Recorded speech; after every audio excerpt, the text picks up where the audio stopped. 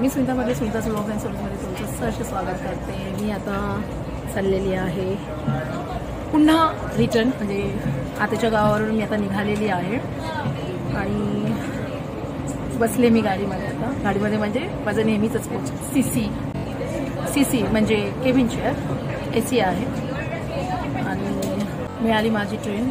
आणि फक्त आता फरक हा एवढाच आहे की मी आता कल्याणला न उतरता मी पुण्याला उतरणार आहे, बिकॉज ऑफ माझं एक दिवसाचं शूटिंग आलेलं आहे आणि त्यांनी मला परवाच रात्रीच्या म्हणजे दुसऱ्या दिवशी माझी ट्रेन होती त्याच्या आदल्या रात्री मला सांगण्यात आलं की तुम्ही या। सो म्हटलं आता 1 तारखेचं आपलं तर बुकिंग आहेच, मग आपण आता 1 तारखेला कल्याणला न उतरता आपण पुण्याला उतरायचं। सो मी आता चाललेली आहे, ट्रॅव्हल चालू आहे माझा। 3-3:30 पर्यंत पुणा स्टेशन येईल।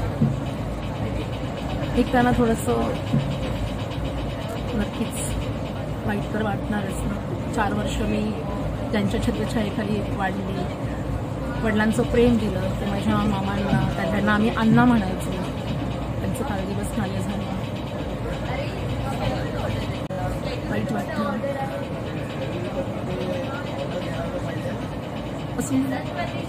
आता राह म्हणत होती परंतु बुकिंग केलेलं होतं, पुन्हा शूटिंग पण आलेलं होतं, सो मी नाही राहिले। परंतु पावसाळा झाला, कारण पावसाळ्यामध्ये बाहेर जाणं म्हणजे थोडीशी रिस्क असते। हिवाळ्यामध्ये कदाचित मी पुन्हा जाईन माझ्या हातकडे। आणि तसं पण आमच्या आत्याला तर घेऊन यायचं विचार आहे माझ्या काकांचा, कारण आपण दुःख सावरण्यासाठी घेऊन जात असतो। सो आत्याला आता ती गावी म्हणजे आमच्या बाबांच्या गावी जाणार, ती आता मुंबईला येणार, कधी तिच्यामध्ये डिपेंड आहे, कारण सावरण्यासाठी थोडासा वेळ तिला घ्यावाच लागणार आहे, घेणार ती सावरेल ती।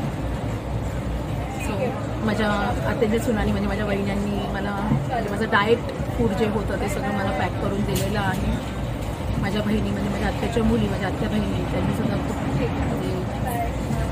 खूप असं फील होत आहे, कारण आम्ही एकत्र वाढलो। आणि सगळ्यात महत्त्वाची गोष्ट म्हणजे माझ्या आत्या बहिणी सगळ्या सासवा झालेल्या आहेत, आज्या झालेल्या आहेत। सो मी सुद्धा आजी झालेली आहे, सासू झालेली आहे, आमचे छोटे छोटे बच्चू होते। आणि पुन्हा येईन मी लवकर असं माझा विचार। पावसाळ्यामध्ये थोडंसं रिस्क होते ना, आणि माझी एक आत्याची मुलगी कर्नाटक बाउंड्रीला आहे, सो मग मज्जाच ना। तर मी जाणार आहे तिकडे, आणि द्राक्षाचं जेव्हा भार असेल तेव्हा मी जाणार, कारण तिकडे द्राक्षाचं तिची शेती आहे। आपण जाऊया नक्की बरं का कर्नाटकमध्ये द्राक्ष खायला। सो स्वतःच्या कुटुंबाच्या मित्रांची काळजी घ्या, आईवडिलांची सेवा करा, दिनदुबळ्यांना मदत करा, मुख्य प्राण्यांवर प्रेम करा, त्यांना खूप वेळेला जमत नसेल तर निदान मागता येईल। जय हिंद, जय भारत।